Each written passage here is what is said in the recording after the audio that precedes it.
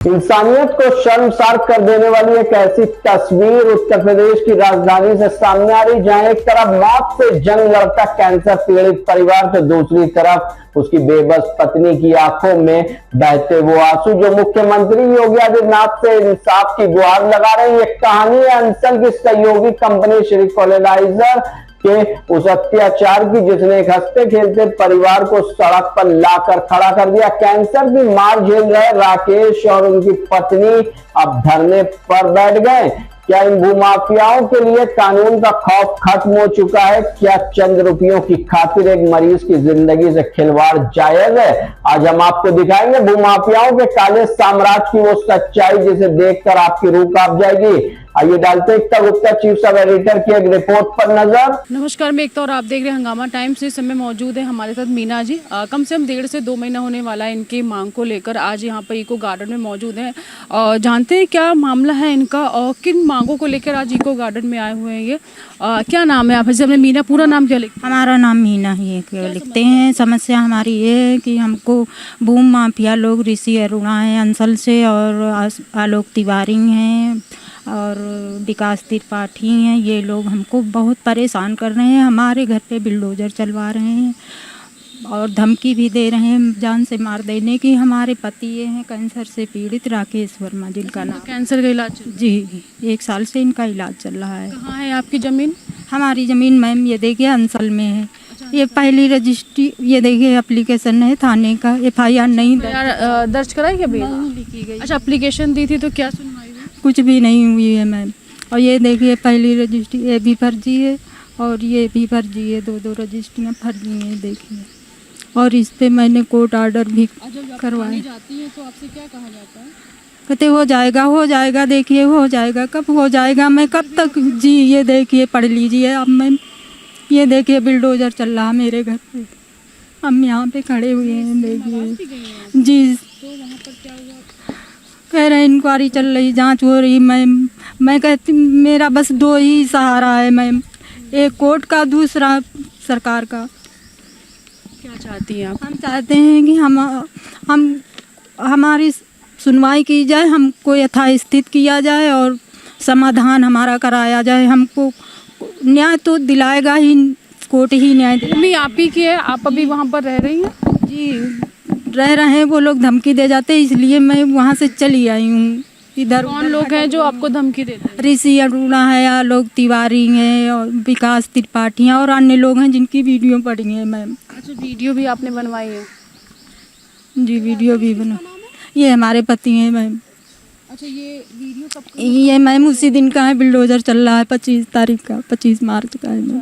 ये आपको यहाँ पर जब बिल्डोजर चला तो घर बना हुआ था? जी घर बना हुआ था, सब तोड़ दिए, सब उठा ले गए, सारी गृहस्थी ले गए। यहाँ तक सिलेंडर, एक चम्मच, एक कपड़ा तक नहीं छोड़ा है मेरे को। कौन है आपके परिवार में? हमारा लड़का है शिवांग, जिनका नाम है। हमारे पति ये राकेश हैं। अच्छा, एक बेटा और आपके? जी बस जी। जमीन आप ही के नाम पुश्तैनी है ये? पुश्तैनी जमीन है हमारे। लोग आपसे ये कहते हैं पैसा ले लो हट जाओ, पैसा ले लो हट जाओ। 2 फर्जी रजिस्ट्री करवाए हैं, उस पर हमारा न्यायालय में मुकदमा चल रहा है, तो मैं कैसे हट जाऊं? मैं वहीं रहूंगी। मैं यही न्याय मांग रही हूँ अपने लिए, बस अपनी ज़मीन का जो भी है हमारा न्याय किया जाए। अभी तक समाधान कोई नहीं हो। पुलिस प्रशासन से क्या चाहती हैं आप?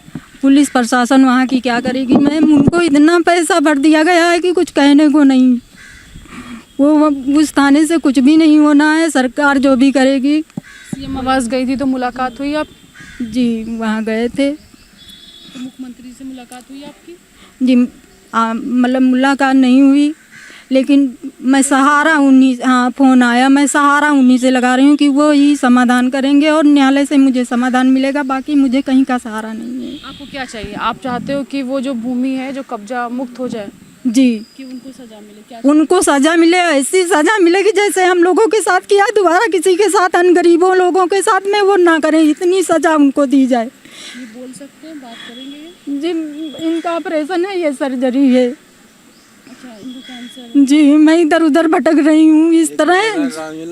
रामलीलन यादव, वो आशिया दिखा रहा, कह रहा हमारी ज़मीन है। तकलीफ होती है? सर्जरी है दोनों तरफ से। नाम बता रही है? ये राममिलन यादव है। वो कह रहा मेरी ज़मीन है, मेरी ज़मीन है। हमने कहा दिखाओ अपनी ज़मीन। कौन है ये? ये राम मिलन यादव है, आपके आसपास रहता है वो, कोई जानने में? बगल के गांव में है। हाँ वीडियो में है मैम, सारी वीडियो हमारे पास हैं, सारी की सारी तोड़ रहे हैं, मेरा सिलेंडर लिए जा रहे हैं, मेरी गृहस्थी लिए जा रहे हैं, सारी हैं। थाने जाती हैं तो क्या होता है वहाँ पर? जब कोई मुलाकात होती है, कोई आपकी एफआईआर ली गई, कोई आपकी समस्या को लेकर वहाँ पहुँचा? कोई नहीं, कोई एफआईआर नहीं ली गई। ये देखिए एप्लीकेशन लगा के चले आए थे, कोई नहीं आया, कुछ कॉल? कोई नहीं आया, कोई नहीं आया। मुख्यमंत्री आवास से कॉल आता है, समाधान हुआ या नहीं हुआ, तो जब समाधान नहीं हुआ है तो मैं कैसे कह दूं, क्या कह दूं। और अगर एक हफ्ते में मुझे न्याय नहीं मिला तो मैं आत्महत्या कर लूँगी, खाना पानी सब त्याग दूँगी। नहीं, ऐसी कोई नहीं है कि जहाँ पर इतने लोगों को न्याय मिलता है आपको भी ज़रूर न्याय मिलेगा। लेकिन हम ये चाहते हैं, आप जैसे विस्तार से ये बताइए, क्या कभी आपने अपनी ज़मीन उनको देने की, बेचने की सोची थी कि उन्होंने कैसे कब्जा कर लिया? कुछ विस्तार से बताएंगे कि अचानक आ गए? वो अचानक आए मैम, हम थे, हमारा लड़का था, हमारे हस्बैंड अस्पताल गए थे सिकाई कराने, और उन्होंने कहा रजिस्ट्री है मेरे पास, हमने कहा दिखाइए, उससे करवाए थे मंगलू से रजिस्ट्री है, मंगलू। राकेश वर्मा हमारा नाम, मीना नाम। मीना जी। जात कौन सी है? लोधी। तो मंगलू ने क्या किया? उसने राकेश की जगह पे खड़े होकर रजिस्ट्री कर दी 2006 में। वो 2 साल जेल काट के आया है। और आपके मामले में? जी। उसके बाद अंसल कैसे? उम्र कितनी होगी? 50 के ऊपर मैम, 55-60 के अंदर। बोलिए। जी मैम। हम ये पूछ रहे हैं, जब वो जेल से आया तो क्या अंसल वालों की एंट्री कब हुई? अंसल वाले कब आपके? अंसल वाले 25 तारीख को आए हैं, वही 12 के करीब में, जो कि मेरा बेटा घर पे मौजूद था। उस दिन मैं अपने हस्बैंड के साथ कैंसर अस्पताल नहीं गई थी, इनकी इलाज चल रही है, शिकायत हो रही थी। ये अस्पताल चले गए, अचानक से आगे जैसी भी चलाई। ये देखिए फोटो।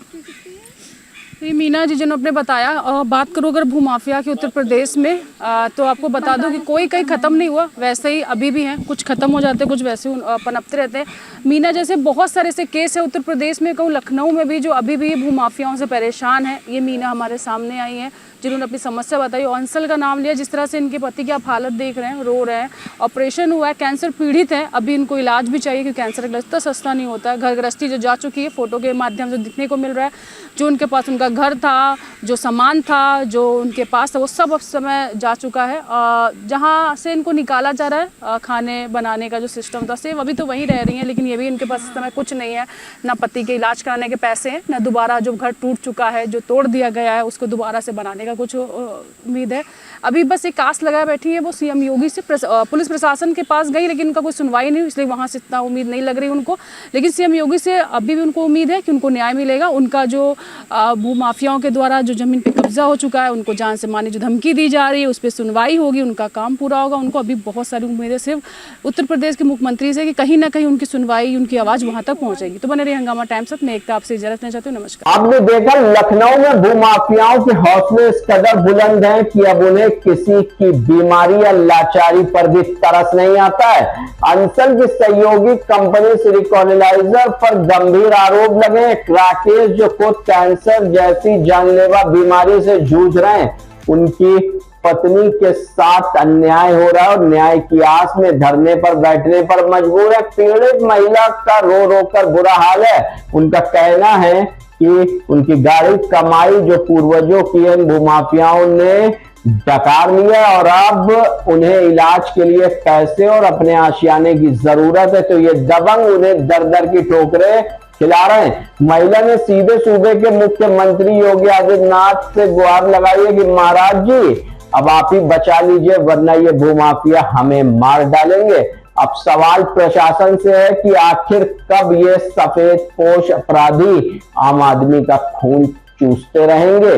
सिलिकॉनलाइजर जैसे बिल्डरों को यह समझ लेना चाहिए कि उत्तर प्रदेश में अब बाबा का बुलडोजर का डंका बज रहा है और कानून का डंडा चल रहा है। किसी को भी नहीं बख्शता है योगी सरकार का ये कानून। सुन लो भूमाफियाओं, किसी लाचार की आह और एक कैंसर पीड़ित के आंसुओं पर खड़ी आपकी ये ऊंची इमारतें ज्यादा दिन नहीं टिकेंगी। ये नया उत्तर प्रदेश है जहां गरीबों की जमीन और हक हड़पने वालों का ठिकाना सिर्फ और सिर्फ जेल की काली कोठरी है। हम इस पीड़ित परिवार के साथ खड़े हैं और तब तक इस खबर को प्रमुखता से दिखाएंगे जब तक जालसाजों के खिलाफ कड़ी कार्रवाई नहीं होती है और पीड़ित परिवार को उनका हक नहीं मिलता। मुख्यमंत्री योगी आदित्यनाथ की जीरो टॉलरेंस की नीति अब आपके काले कारनामों का हिसाब करेगी। वक्त आ गया है, इन जमीन के लुटेरों के छक्के छुड़ा दिए जाएंगे। चैनल पर आप नए हैं तो चैनल को तुरंत सब्सक्राइब कर लीजिए। हमारी क्रांतिकारी आवाज को ज्यादा से ज्यादा सपोर्ट करने के लिए चैनल को ज्यादा से ज्यादा सब्सक्राइब करें। नमस्कार।